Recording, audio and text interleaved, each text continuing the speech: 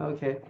Good morning, co-banker George, and I hope you had a very nice weekend. The weather is really nice, very warm, sunny, and and after the rain, it's the air quality is a lot better. So this good time to go out and hustle, okay? And the spring season is usually a very good time for the real estate, uh, practice.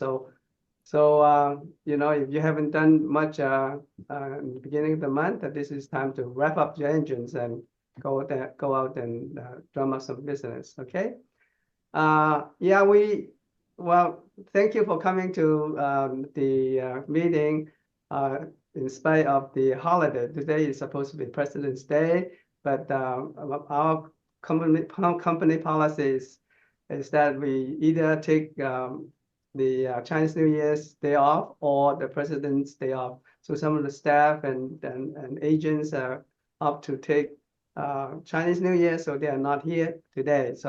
But I thank you for attending the meeting today. And we don't have too many affiliates either. And then I think that Sandy is the only one, or diligent Woohoo! one that come to the meeting. Thank you so much, Sandy.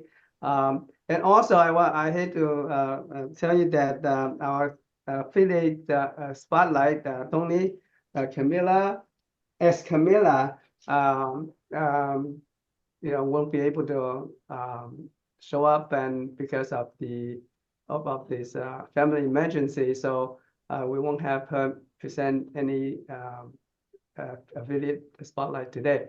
So with that, I would like to introduce Sandy Franco from First American Home Warranty. Sandy. Good morning, everyone. No camera today. So that is what it is. Happy President's Day. So, two things I wanted to mention. Peter's absolutely right. This is your season. Spring is your season. This is when the weather is beautiful. People are thinking about making their move because they want to finish the school year and move during summer when the kids are out. So, this is the time when you got to start, like they always say, plant your seeds, right? Spring is when we plant seeds.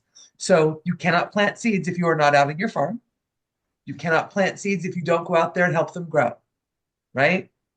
It all sounds trite. It all sounds duh, but these things work. This is an industry where this works. You have to get out there. You have to do your thing. Reach out to your title rep and make sure your farm is how it should be with today's dynamics, especially in the San Gabriel Valley. Make sure your farm is appropriate. Reach out to Angie. She can help fine tune this stuff for you. If you need door hangers, if you need the bags, if you need the inserts, all free, delivered to your office. In fact, I will be there either Tuesday or Wednesday this week. Pick, and I'll drop the stuff off for you. If you're not using the personalized marketing materials for your warm leads, you should be because they're free. And that, doing all we can to help you be successful. And then I wanted to bring something up that was brought up in a meeting that I was at last week. One of the title reps was talking about fraud. And you don't really think about fraud when you think about home warranty, but there are a couple cases where it's actually fraud. Um, Keep in mind that a home warranty is for residential use homes. So if you have a home that's a home health care, daycare, right? Those are not eligible for home warranties because that is not what we would consider normal wear and tear if items should fail because it's not being used as what a normal house would be used. And here's an interesting example, and this just happened last year. A woman placed a claim because her oven wasn't working. And then she got a little chatty with the technician when he was there, and she let it slip that she bakes for a living out of her kitchen. That's a commercial venture. We denied her claim, returned her $85, and sent her on her way. That's not how it's intended to work. It's for residential use. I had an agent who owns some investment properties, and she always puts home warranties on them, but she was using one as a home health care. And then she called me. She goes, I placed a claim. You refunded the $85, and then you sent my money back. Right. We can't keep your premium if we're not going to honor the policy. If you're running a business out of your house, out of the house, it's no longer a residential home warranty. So we obviously refunded her money for the claim she'd placed, and then we refunded her premium. Okay. So keep in mind, the only really places where fraud comes into effect with a home warranty is if the house is not being used for, rental, which is usually a family living there.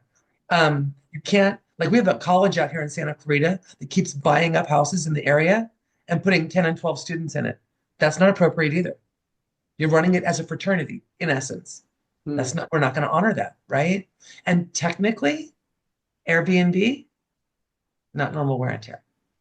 Harder to prove unless someone actually finds a listing online, but keep those things in mind. Residential use, one family living in a house, or, a rental with, 3 people living together, that's fine too, as long as it's not multiple use commercial use. Okay. Here to help you in all the ways that I can. Have a lovely President's Day. I'll put my info into chat. And if you want door hangers, call or text me or email me today so I can drop them off tomorrow. Thank you. Cindy, so if you are using a commercial, commercial washer and dryer, for example, Yep. are they going to be warranty? So if they're Or intended for residential use, yes. I had a real estate agent who owned commercial washer and dryer, and for yeah. whatever reason, he left the coin op on top of it. So that's commercial. I had a client who had a 100-gallon water heater that our technician kept saying it was commercial, and literally on the outside of it said residential use. So we covered it. If it's Okay. commercial grade intended for residential use, then it's covered. If it's commercial grade intended for commercial use, it is not covered. So if you are residential, you cannot use a commercial washer and dryer for Correct. that. Correct. No? Correct. It has to be, it can be Oh, commercial wow. grade, but it has to say it's Something, residential use. yeah, it's something new to me, Yeah. I thought that, if we tell it Um, use a commercial grade, even if you're well, some commercial residential, grade are okay if they're intended for residential use. If it's commercial grade intended for commercial use, it's not covered. then how So can you there's a fine line. differentiate that? We look it up. We look it But up to see if it's intended. how can you differentiate whether it's a commercial grade, not used for the residential? Um, we usually look up by the serial number and then do a little research. It doesn't happen a lot for washer and dryers. It happens mostly for stoves, refrigerators, water heaters, Hmm. and air conditioning units. Wow. Okay. So when before they buy the warranty, they have to make sure that none of the appliances in the house are using the commercial grade then. Yes, but most don't. Most houses generally don't have commercial grade commercial use. Yeah. Some do, but most have Okay. commercial grade residential use. Oh, okay. Wow. This is something new to me. Yep. All right. Thank Sandy, you. Thank you for Yes. pointing it Yes, out. Zoe. That's very, very useful. can I ask you a question, Sandy? Sure. I guess if you were a professional chef, right, and then you would have a professional type of stove or something like that. Is that what you're talking about? Yeah. So if let's say you have, and I'm just going to pick out Viking, right? If you have a Viking commercial grade stove that's intended for commercial use, it would not be covered. If it's something Right. you would Oh, find in a restaurant, we wouldn't cover it. If it's a um, commercial unit, but it's intended for residential, there are some differences, then it would be covered. And got it. generally speaking, there's a difference in price for those usually also, and we can usually determine that by the serial number and the Ah, manufacturer. okay. Thank you. Yeah, Interesting, huh? doesn't happen a lot, but it has happened. Probably a handful of times in 20 years to me. Okay. Okay, quick question. How about if you Yeah. have a Viking stove and you use it in the residential property? You Like have it as at a home. Viking stoves are residential. Most of it, I mean, Viking came out with residential when they saw that they're missing the market. Um, so they have Viking commercial grade residential use stoves. And most of the Vikings you see in homes are commercial grade residential use. So they're fine. Like in my home, I use the roof, Yep. the range and the heaters and whatever. So those are commercial one, right? But they're intended for houses. So Oh, okay. they're probably fine. That's fine. It's, Okay. yeah, it's a commercial grade unit intended for residential use. Okay. It's not commercial for commercial. I see. Okay. That's such a. This is why I'm here. I'm your expert, people. Okay. All right. You're the expert. So quick thing, are there warranties that are offered for people that have commercial businesses? No. I'm assuming there are. Okay. Nope. Okay. Any more questions for Sandy? Very good. Glad I was here. Permission. Yeah. Okay. Any more questions for Sandy? Please. Okay, then thank you very much, Sandy. And as I said, Tony will not be here to present his affiliate spotlight today. So we don't have any more affiliates joining us. So, but I do have some announcements to make. As you know that we only have 2 lunch and learn every month, and we don't have. Therefore we don't have any lunch and learn this week. We had last week we had Brian Smith coming to talk to us regarding the risk management, and then next week we'll have Christy Connelly to talk to us about GPT. But we won't have any lunch and learn this Wednesday. And but we do have a training on Friday. Michelle will present the training in the vacant land purchases and sales and purchases. And as you know that this area is affected by the wildfire. In January, there's a lot of maybe a lot of vacant lands available for sale or purchases. And so Michelle will go over the vacant land, probably the car forms, right? Yes. Or the AIR. Car. Okay, car forms on the vacant land so that you can be prepared for it when it happens. And as you know that we are doing some remodeling in the Canberra office. Now it's almost completed. We have added more rooms, more cubicles, and more desks.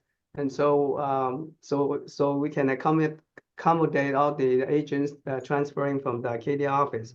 And so it should be pretty good for everybody, a pleasant place to work. And we're also converting the training room to more desks and more cubicles. So so that is coming soon. And also starting from March the 1st, 2025, we'll have 2 departments in the company. One is the residential department, one is a commercial department. For the residential, we will no longer use a Coldwell Banker franchise, but instead we'll revert it to our previous name, Chao George Realty. We will be conducting the residential practices with that fictitious name. And with that fictitious name, you don't have to pay for the Coldwell Banker franchise, the 6%. You can then save the 6%. So I think that's good for the agents who are doing the residential practices. And then on the other hand, we have the commercial department as well. The commercial will continue with the Coldwell Banker commercial, and then the franchise, and we'll instead of paying 6%, we'll pay 4.5% for the commercial practices. But in order to do the commercial practices, you should be registered or certified for being a commercial agent in the eye of the Coldwell Banker commercial. There are some classes that you can take, and after you take the classes, then you'll be certified as the Coldwell Banker commercial. Just like we did that for last year with George Bass. We had the six weeks training every week, 1 hour each week. And at the end of the training, that he gave us the certificates. So some of the agents already had their certificate, and so they are qualified for the to practice as the commercial agents. But if you have not gotten such a certificate, talk to Michelle and I, and we will arrange you for necessary training. Okay. So I think the brand, the Coldwell Banker commercial brand, is a very good brand, and it has a lot of connections, a lot of networking, a lot of resources, and it's very vital for your practice in commercial real estate. So I'm very excited. I'm excited to get our 2 departments up and running, and together we'll thrive. Okay. So if there's any question on this regard, talk to Michelle and I.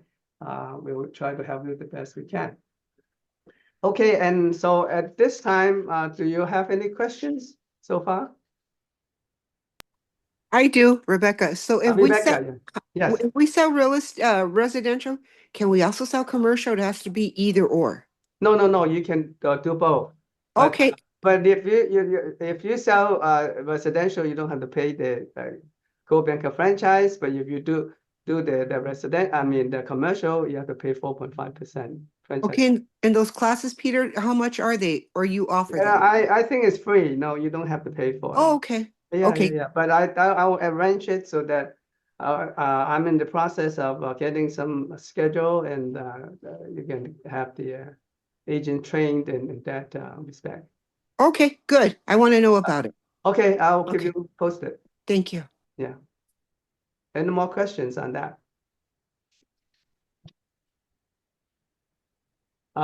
If not, I would like to call the. Well, let's see.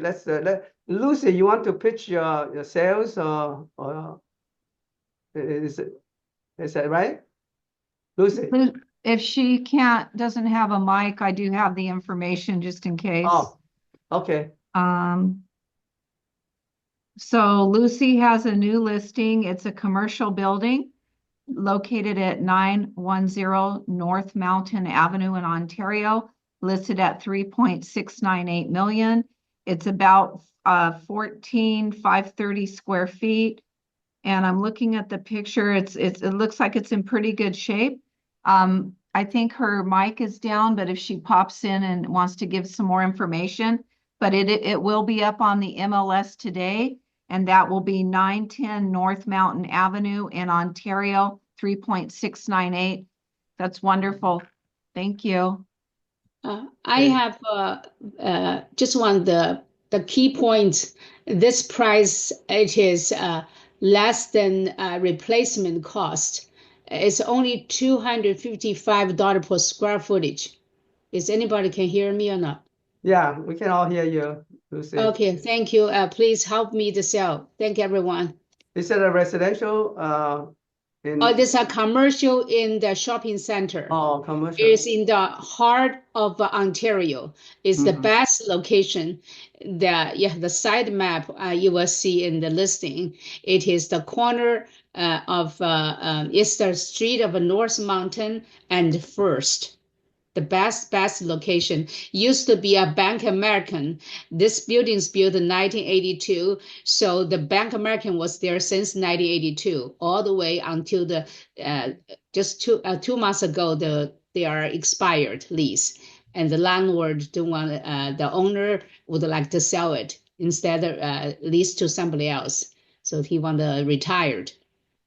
Do you have the offering memorandum for that piece of property?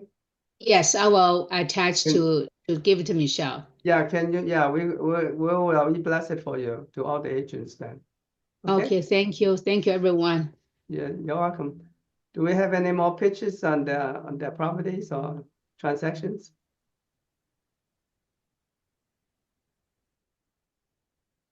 If not, do we have Doug Meyer in the audience?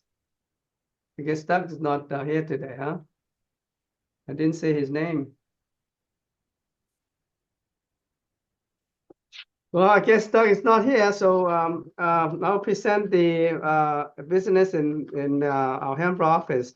In our Hampshire office, we're doing pretty good. Actually, we have 1, 2, 3, 4, 5, 6 new listing, and 1, 2, 3, 4, 5, 6, 7, 8, 9, 10, 12 escrows, 12 new escrows. So pretty good. The business is jumping up. So good for the our Hampshire office. So let me present the new listing. The first listing is by Rosa Reyes. It's a residence in Monterey Park for $998,800. And then next is 3 condos by Nina Shi in Alhambra, 2 in Alhambra, and 1 in Monterey Park. The two in Alhambra is sold for 910,000 and 865,000. The one in Monterey Park is 695,000. And Nina's selling a lot of condos. You know, she's selling the condos like pancakes. That's very good. I am amazed that how quickly she can sell those condos in Monterey Park and Alhambra. And also she has a co-listing with Tatiana for a residence in Chino for 499,000. And also another condo for Nina Shi in Alhambra for 850,000. Very good, Nina. Congratulations. And we have 12 sales in escrow. The first one is a condo by Annie and Camellia for 625,000. The two leases by Shimei Cam, one for $33,782 and the others for $5,865,000. That's pretty good, and she gets 5% on those that 5,865,000 for doing a commercial lease. Not bad at all.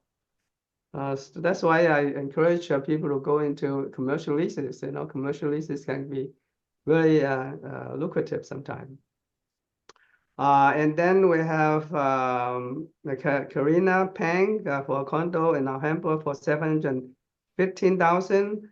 Sophia Chow for residence in Ontario for 565,500. And then we have one lease by Nina Shi, double-ended the lease, $260,445. It is it's a condo lease. Actually, I think it should be. Well, it should be a commercial lease because this the pricing is pretty good. 260,445. And then Nina has another two, actually 1, 2, 3, 4 condos in escrow in Monterey Park and Alhambra. One for 674,150, one for 690,000, one for 910,000, and then another one at 715,000. As I said, Nina is selling those condos like pancakes. Amazing. And then she has another condo in Alhambra for 865,000 and another condo in Monterey Park for 735,000. Wow, it's all Nina Shi's transaction. Wow, impressive, very impressive. Okay, but anyway, we had a pretty good week for Alhambra office. Congratulations on those agents who make that happen. Okay, any questions? Anyone who wants to pitch their properties for sale or for purchase? Or anybody who wants to share? I do have a possible rental going on at the end of this weekend. It's a 2-bedroom, 1-bath for 1,900. Mm-hmm. Anyone that's interested, it'll be going up soon. I spoke with a client on Saturday. Oh, I see. This is Jimmy, right? You're Jimmy, Yes. right? Okay. Yes. Yeah, okay. All right. Keep that in mind. Anybody else who want to share the success story or agony of defeat? Well, if not, then I'll go ahead and present my do my presentation today. Okay. Can you share? Michelle, can you? Yeah, let me share.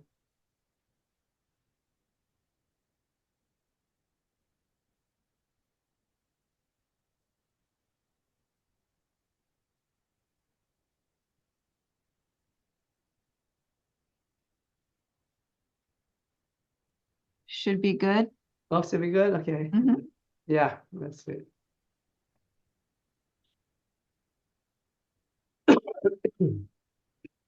Oh, Okay. Okay, I'm going to talk about price gouging today. You know, recently there's a lot of question about price gouging, and actually there's a lot of news on a lot of the news about price gouging. And as a matter of fact, at least two real estate brokers has been prosecuted because of price gouging by the Attorney General's office in California. And so we have to be very careful and not to get in trouble with the price gouging, because they are very, very serious. Both the enforcement agency and also DRE are very serious about the price gouging, because they, you just cannot take advantage of the people in the emergency, and you know that we had a very big fire in January 2025, and it's one of the worst disaster in almost in the history of California. And so they really want to protect those victims and not to let these victims exploited by those greedy landlords and greedy investors. And so you have to be very careful. And I'm going to tell you, show you how to avoid getting the trouble with the price gouging, so that you can prepare yourself and protect yourself. Okay, and as you know that we had a very big fire in January. So on January 7, 2025, Governor Newsom declared a state of emergency. And so by doing that, he activated the California anti-gouging law, Penal Code Section 396. And this law particularly it restricts all price increases for no more than 10% above the pre-emergency level. In other words, for whatever the pricing, gasoline price, any grocery price, or any rental, any sales of real estate, and also the leases of any real estate, to not more to restrict the increase from not more than 10% above the pre-emergency levels. So violations can lead to penalties. Actually, so we have both criminal prosecution and also civil liability. The criminal prosecution can include prison terms up to 1 year, and including fines of up to $10,000. And for the civil liability, it will be $2,500 per violations, and people can sue you for in a civil case lawsuit. And the price limit, I mean, the increase in the rents cannot be more than 10% in any circumstances. If you increase more than 10%, then you are in violation of this gouging law, and it is effective during the emergency period. And right now we are in an emergency situation in California. And it used to be that it only applies to leases, so for 360 days or more. But now they close the gap. They applies to any leases, no matter what the length of the term of the lease is. So in other words, it can be 2 years, 3 years, and it's still it's subject to the price gouging laws. So while there's questions that was asked, but does it apply to a homeowner advertising for their property for rent? In other words, you're you're privately advertising your own property for rent. Is it subject to the price gouging law? The answer is yes. By all means, it's unlawful for any person, business, or any other entity to increase the rental price, advertise, offer, or charge for housing to an existing or prospective tenant by more than 10% during the declaration of a state of emergency. So that is very clearly stated that applies to all kind of transactions. So how is it the base? How do you find the rental price based, and how so there are three scenarios. The first scenario is that you have it's a rent if the premises is rented now, then the price, the base price will be the actual rental price paid by the tenants at this time. Now, but if the price is not rented now, but it has been trying to rent it for the last year, and also within the year prior to the declaration of state of emergency, then the base rent will be the most recent rental price offered prior to that DSOE. Okay, and the third scenario is that if the housing has not been rented for more than a year, and the house is not rented now, then the base price will be 160% of the fair market value established by the HUD. And the HUD figures can be accessed through the website, or you can call the HUD and find out what that fair market value is for the particular zip code. Okay, so those are the three scenarios. Remember that. So it's very important because if you miscalculated the base rental price and adjusted the rental more than 10%, then you're guilty of the violation of the price gouging law, and the penalty can be substantial. And actually, they are very serious about prosecuting people who violate this price gouging law. But there are some exemptions for certain single family homes. If you meet all the following conditions, so if the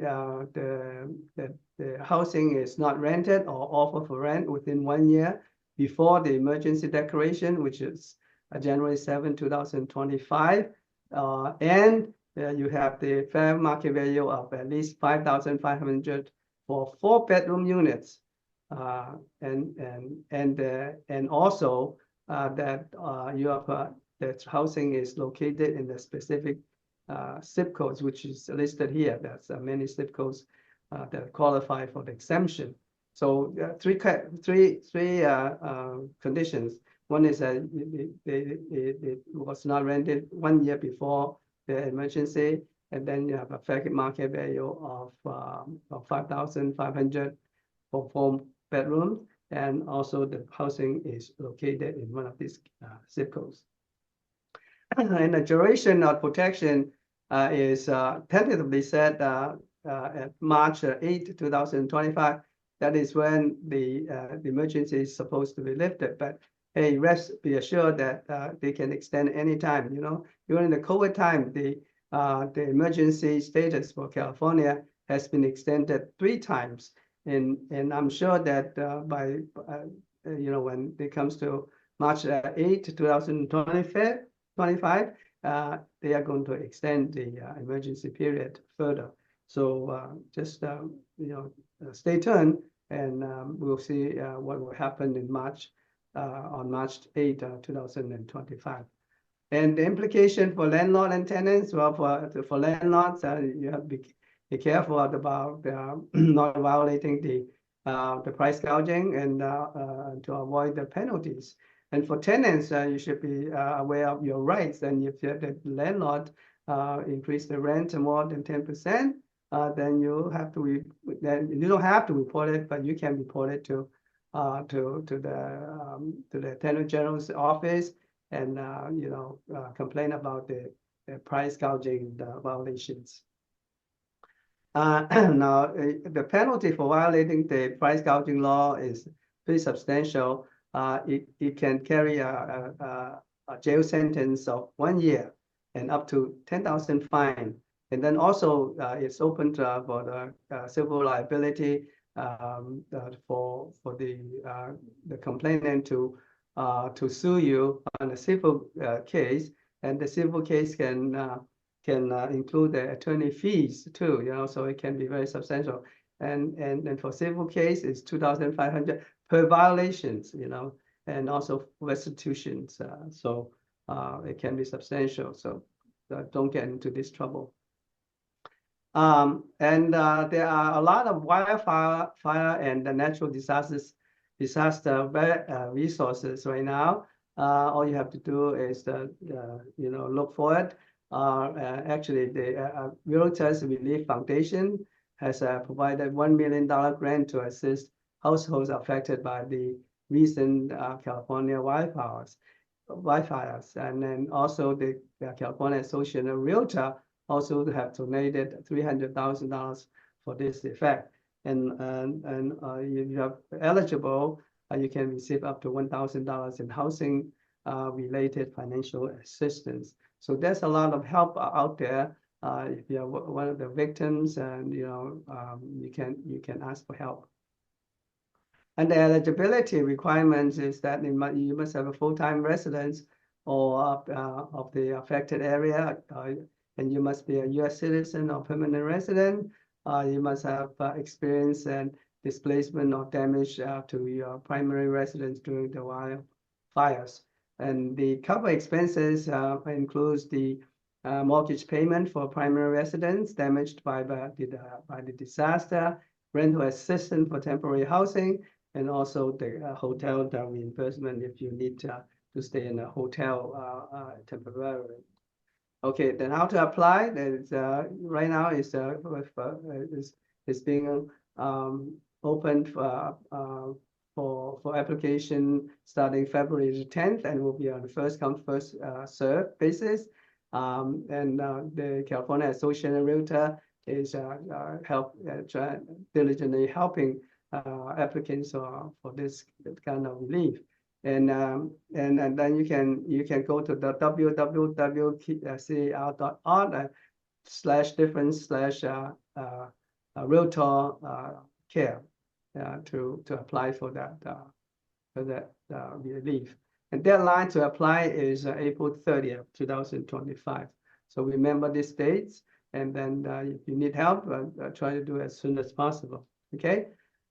And also, aside from that, you can have a property tax relief for victims of wildfire and natural disaster. As you know, the Proposition 19 allowed the victim of wildfire, fire, and natural disaster to transfer their property tax base of their damaged house to a replacement home anywhere in California. That is stipulated in the Proposition 19. So in other words, you can transfer your current property tax base when you buy a replacement property in somewhere else. You can transfer that up to the value of your existing house price. And then, but if the replacement property is worth more than the existing one, then the excess, which is above the current house price, will be added into the new replacement home. So that's a pretty good deal because you can maintain your Proposition 13 protection for the house that you currently reside on. And then the mortgage forbearance assistance is also available. Now, this is forbearance only, not for forgiven. Okay, in other words, you still have to pay back the mortgage. It's just that forbearance means that you postpone the payment period, or you stop the payment for a certain period of time. And most of the lenders are open for that, and actually the FDIC and the OCC of the banking regulators, they are encouraging the banks to assist the victims of the wildfire in California, and they are very receptive in helping you, either stop payment for the mortgage for a period of time, or they can even reduce the interest rate, in other words, temporary, so that you can be on your feet again. So for one-on-one assistance, you can go to the transaction rescue hotline. The email is provided here, and also the telephone number, and so you can get this forbearance help to alleviate your pain in this difficult times. Okay, all right. So that's all I have to share today. And do you have any questions regarding today's presentation? Just trying to help you guys help you educate your clients, and if they need help, where to help, where you can get help. Okay. Thank you, Peter. We appreciate it. Sure, Timmy. Anything at all?